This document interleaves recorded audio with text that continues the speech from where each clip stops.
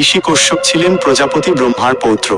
তার বহু পত্নীর মধ্যে প্রধান ছিলেন অদিতি ও দিতি।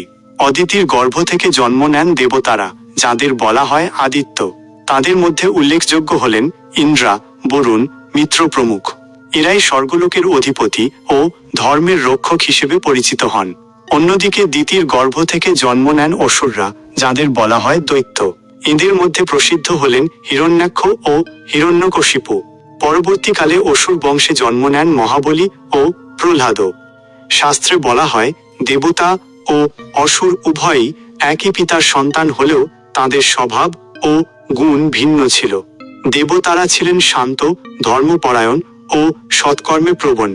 অসুররা ছিলেন শক্তিশালী, তপস্যাশীল, কিন্তু অনেক সময় অহংকারী ও ক্ষমতালোভী।